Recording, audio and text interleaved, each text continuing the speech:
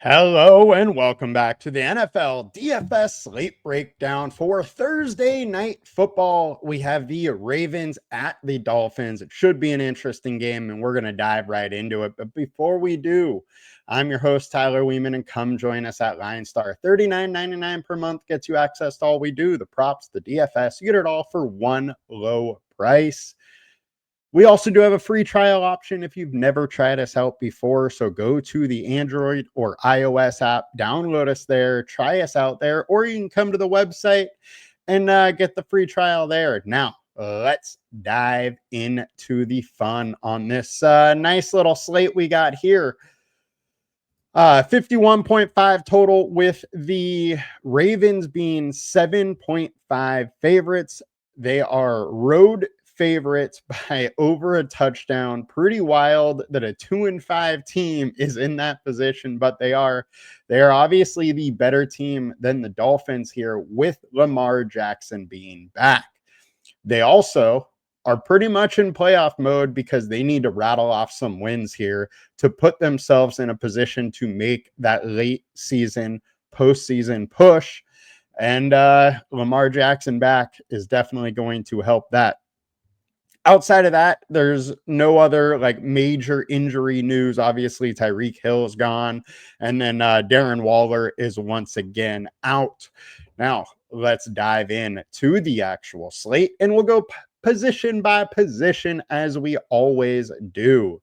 Thank you guys for joining us, and let's dive in. We got Lamar Jackson, 11.8K, 23% owned on, 23-point projection and 76% owned. He's the obvious QB choice between him and Tua, but do not forget about Tua. Tua has had some decent games. He has some big upside, and when he gets rolling, he gets those 3-4 touchdown games, and it just adds up points. While I do not expect Tua to be a optimal captain, there's a very good chance that he could end up in the optimal lineup due to him deriving all of his points through passing, and he tends to hyper target, one or two guys. I would have a pass catcher in the captain spot if you are playing Tua, and I would not have Tua in the spot. Now, there is a chance that Tua could go for 4 or 5 touchdowns and spread the ball all over, so he is captain worthy, but I just don't think it's likely. And in that situation, I think Lamar's rushing upside would come up so much that Lamar would be the likely captain also. So Tua, not in the captain spot for me. I do not mind him playing him, though. I do have to say this Ravens defense did look a little bit better coming out of the bye. We'll see if that holds up versus Miami at home. They do have big home and road splits. They are much better at home. And the Ravens this year allowing almost 260 yards a game, ranking 28th, opponent ranked, 2 touchdowns a game. Makes a ton of sense to go to Tua. On the Lamar Jackson side, we really don't need to get into it. Everybody knows how amazing he is. The matchup spot is fine. But, I mean, he has running upside. I wouldn't be worried about his running upside not being there, because this is a guy that, was practicing last week, was fully taken off the injury report for this week. He is a full go. They are in playoff mode. He's going to run all that he needs. All right, now let's get into onto FanDuel. The price difference, 3,600 to 11.4. I don't mind going either one of them. Pretty much same breakdown here. I would consider Lamar at captain due to his rushing upside, but do prefer Tua. On to running back spot. Now, this one is a little bit interesting. I think a lot of people are going to flow to Ollie Gordon at 4,400 due to last week's big boost in work. 10 carries, 46 yards, got a tutty, had a reception for 20 yards. But the major thing here that I'm seeing is the fact that he still only played 30% of the snaps. He got a lot of work in a game script that heavily worked in his favor, but his snap counts did not go up dramatically. he was actually at a lower snap count than he was in week 7 when, let's pull this up again, when he only had 5 carries for 11 yards and 1 reception for 2 yards. So just because he got all that work, do not think that's the normal now. I know a little while ago, I think it was after this third week 3 game where he got a ton of work, I faded him in props, and I told you guys all I was doing it just because, his snap count didn't really go up. It's just that volume for that one day spiked. And I think that was once again the situation here in Atlanta. So I'm not super in on Ollie Gordon. And then the other thing I wanted to point out is over the last few weeks, everybody's kind of talking like Ollie Gordon is kind of the goal line back and he's going to get touchdown opportunities and he's going to get some touches at the goal line. But if we look at the rush attempts over the last 4 weeks, 10 for Achane, 3 for Ollie Gordon. Achane still firmly has that role. Ollie Gordon will come in when it's a 1-yard touchdown and everybody knows they're going through the middle. That's his path to touchdowns. If they're on the 5, they're not going to Ollie Gordon, they're going to Achane.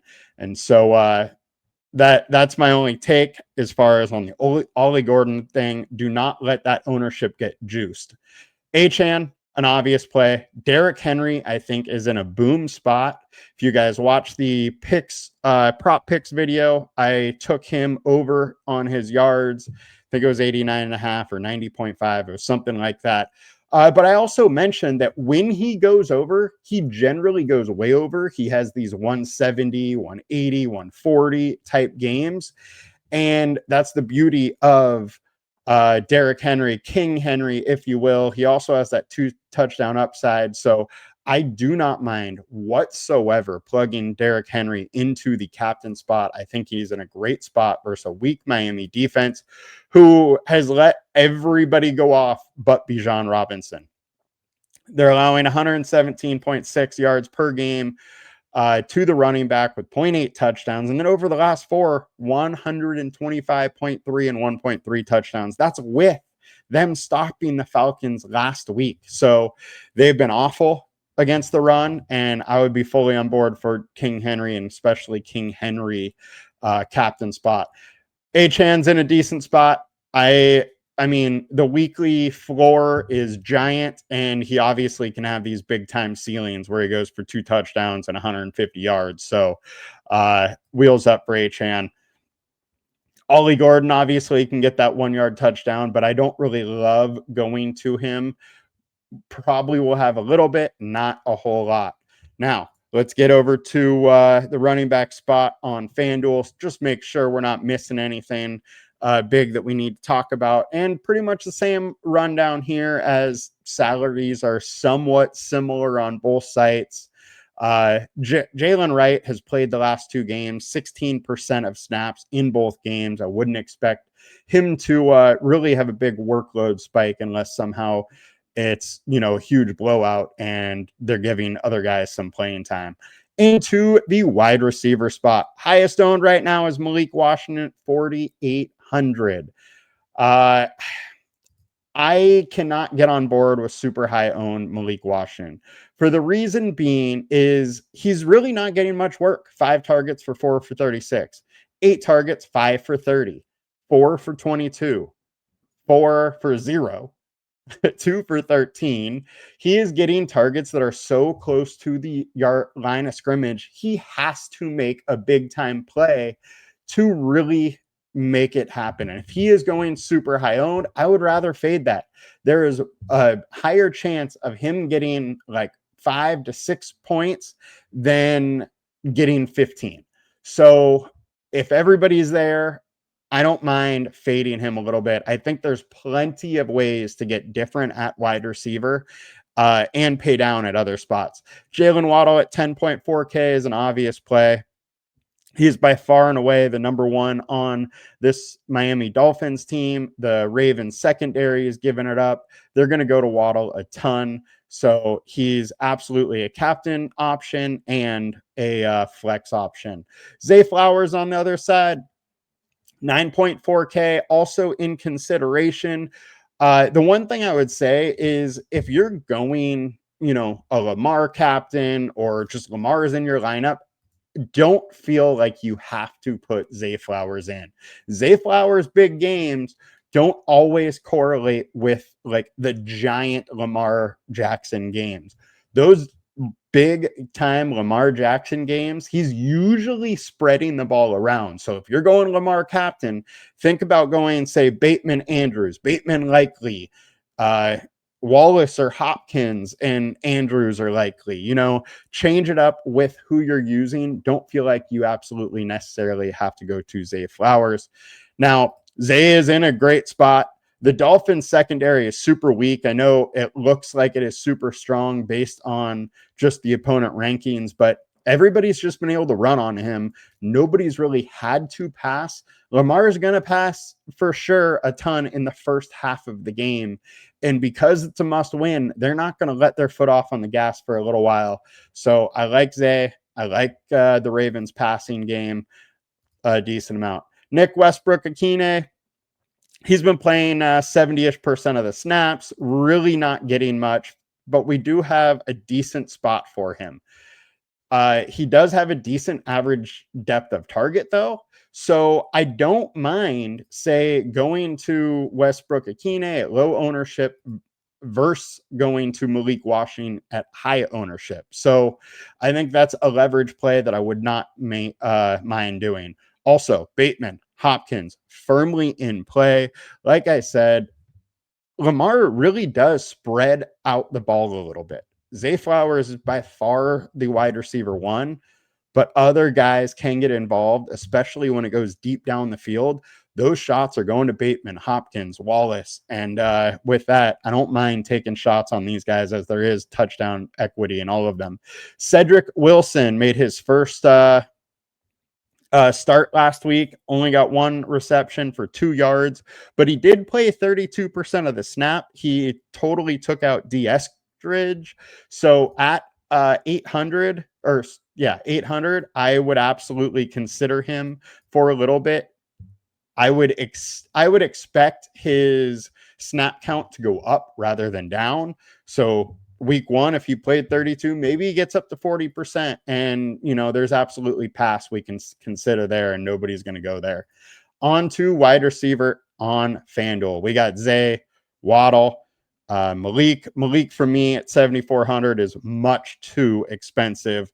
I would way rather go down to 34 Westbrook-Akine. 1,000 Wilson, I think, is firmly in play as well. Or, give Bateman, Wallace, or Hopkins. All super, super interesting. Into tight end. 2,000 for Isaiah Likely is incredibly too low for me. Isaiah Likely has came back, started playing a decent amount. He's getting targets, but that's not for Lamar. We know him and Lamar have a rapport, and I think there's going to be a resurgence to Likely here very, very soon. So Likely played 58% of the snaps in week 8. He played 81 in week 6 and 53 in week 5. With that, I'm absolutely fine going to Likely at 2K, and I think he probably should be much higher owned than he currently is. We have him at 20%, and he should be higher than that. He is too cheap with too much upside and too known of a role. Now, 47% Mark Andrews is absolutely fine. 5K is too cheap for him. He has that 2 touchdown upside.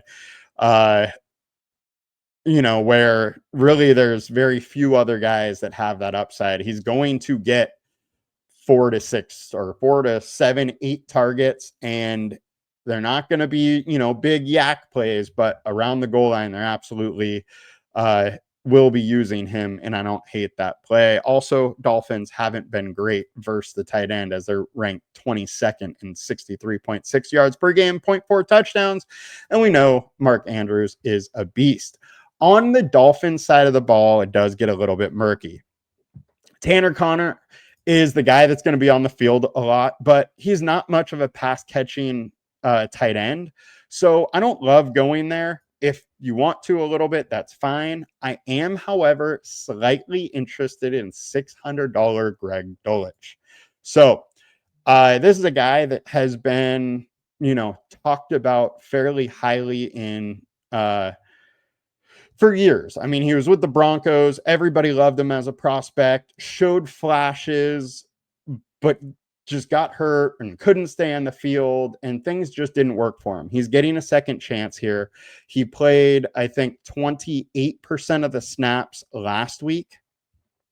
And that was his first time playing with the Dolphins. He's now going to be with them again, and I think he's going to be used more so as the pass catching back, probably more so in game scripts where they are down and they need to pass. But this Baltimore team has not been good versus the tight end, and I think there is some sneaky upside. Now, the Dolphins team, outside of using Waller this year, hasn't really used the tight end much at all. So I don't know how much I would buy into that, but if you need a cheapie at 600, he absolutely is interesting. Outside of that, Charlie Kolar is going to play, but you need, like last week, one catch for 10 yards and a touchdown. That's his only path to being optimal at 1,600. Now let's get into the defenses and kickers. Dolphins did show, both teams really did show a little bit more defense last week, but I would side a little bit more with the Ravens defense, as we know Tua can be prone to making some mistakes, averaging 1.3 interceptions per game so far this year. He can also take some sacks, so I don't mind sprinkling in some Baltimore Ravens D, but going defense in this game probably is not the way to go, as a 51-point total does give you a very high upside. Kicker-wise, I do prefer Tyler Loop over Riley Patterson, but both do have opportunity to get into the double digits.